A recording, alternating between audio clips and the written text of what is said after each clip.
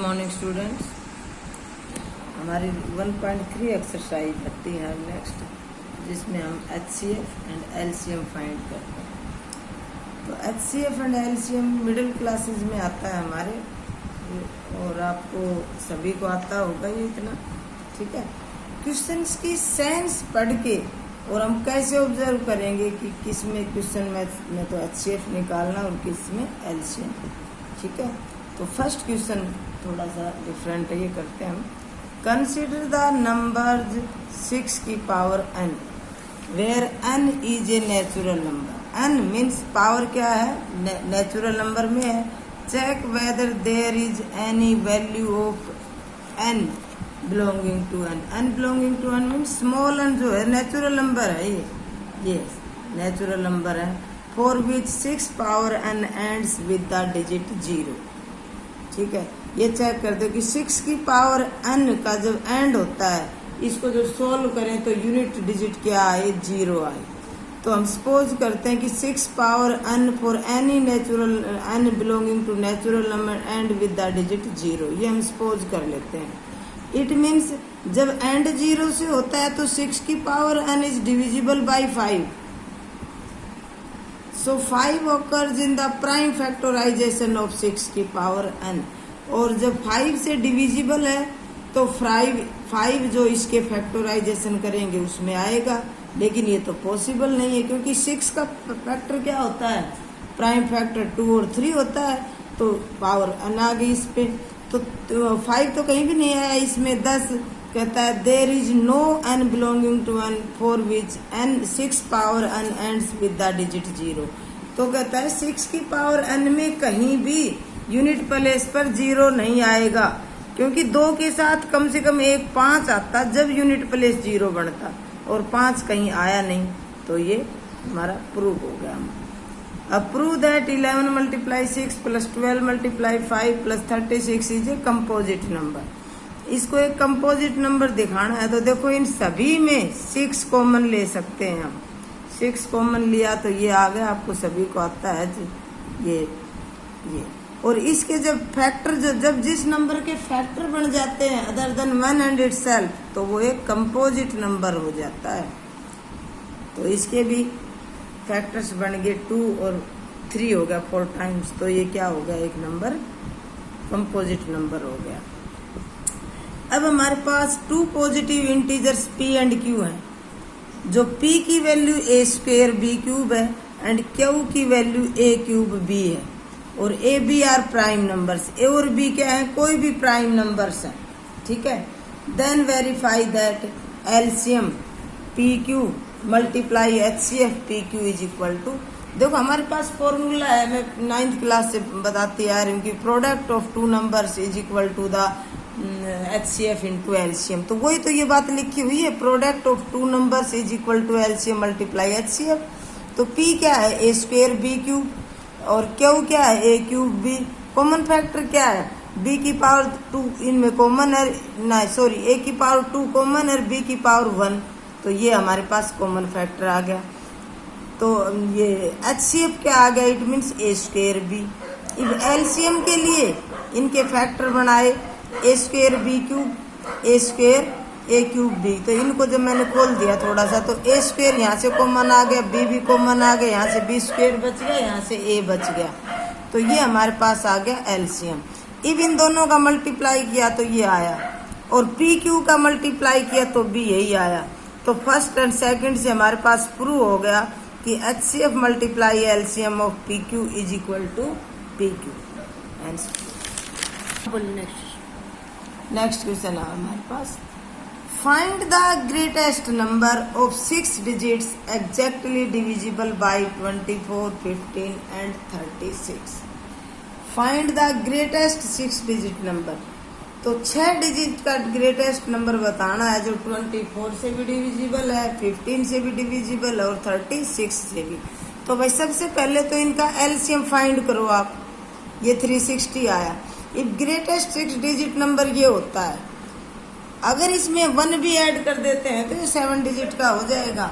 If greatest 6 digit number को अगर आप एलसीएम से डिवाइड कर देते हो तो जो रिमाइंडर आया ये फालतू आ गया हमारे पास। अगर ये रिमाइंडर 279 इस वैल्यू में से कम होता तो पूरा पूरा डिवाइड हो जाता। तो इस रिमाइंडर को ही हमने क्या कर दिया, माइनस कर दिया, और ये रिक्वायर्ड 6 डिजिट नंबर आ गया हमारे पास। ठीक है, अब हमारे पास आते हैं smallest number which leaves remainder. Smallest number जब फाइंड करना है तो हमारे पास सबसे पहले तो इन 34 और 46 का हमने एलसीएम फाइंड कर दिया। इनमें रिमाइंडर दे रखा है कि रिमाइंडर 8 बचता है और 20 बचता है। तो आप यहाँ पे एक कॉन्सेप्ट याद रखेंगे कि जो रिमाइंडर है वो तो हम ऐड कर दें, और जो नंबर गिवन है 34 माइनस कर दें, रिमाइंडर प्लस कर दें। वही स्टेप हम दूसरी उसी एलसीएम में से 46 को माइनस कर दें और उसका रिमाइंडर है 20 को प्लस कर दें, तो ये नंबर हमारे पास रिक्वायर्ड नंबर आ जाता है, स्मॉलेस्ट नंबर। ठीक है, अब find the smallest number which leaves remainder, same as it is question है, मैंने कर दिया। ठीक है, तो एलसीएम फाइंड किया और एलसीएम में से हमने क्या किया, ये नंबर को माइनस किया, रिमाइंडर को प्लस किया, 140 आया। Number minus remainder plus, number minus remainder plus करके नंबर फाइंड कर दिया।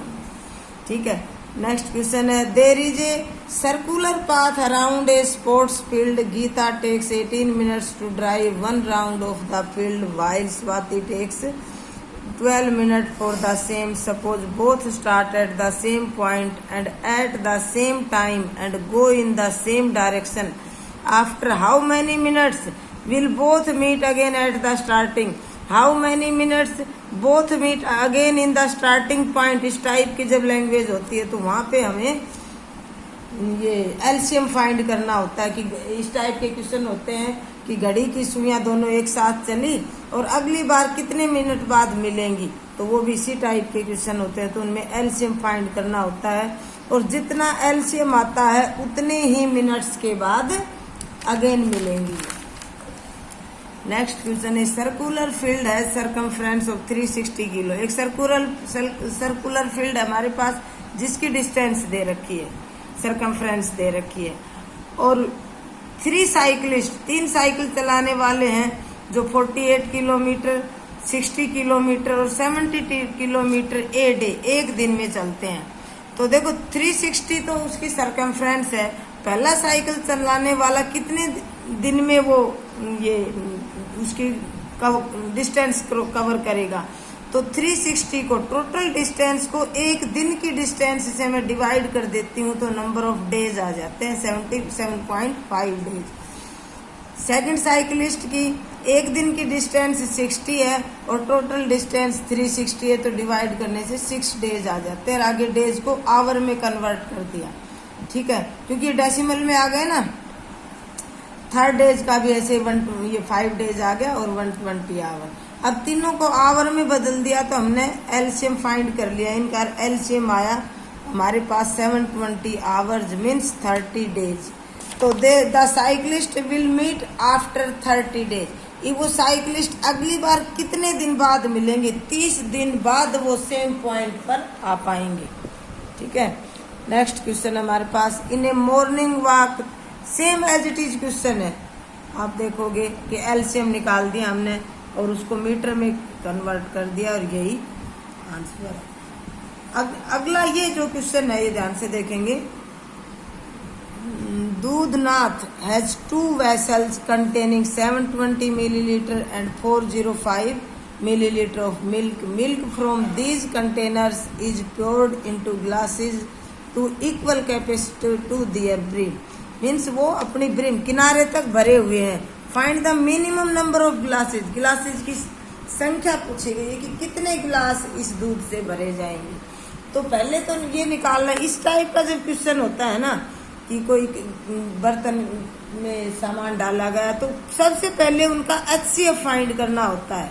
तो मैक्सिमम कैपेसिटी ऑफ ईच गिलास, एक गिलास की कैपेसिटी क्या है मैक्सिमम, वो मैक्सिमम में क्या करना होगा HCF, और मिनिमम निकालते हैं तो क्या करते हैं एलसीएम। तो एक गिलास की मैक्सिमम कैपेसिटी निकालने के लिए हमने HCF फाइंड किया और वो HCF आ गया 45। मैक्सिमम कैपेसिटी ऑफ 1 गिलास आ गई हमारे पास 45 millilitre. If number of glasses field from first vessel, एक वेसल में 720 मिलीलीटर मिल्क है, एक गिलास में 45 मिलीलीटर मिल्क आया, तो कितने गिलास भरेंगे? 16। सेकंड वेसल में 405 मिलीलीटर मिल्क है, एक गिलास में 45 मिलीलीटर मिल्क आया, तो कितने गिलास भरे जाएंगे? 9 गिलासेज। तो टोटल ग्लासेज हमारे पास दोनों को ऐड कर दिया। All the best.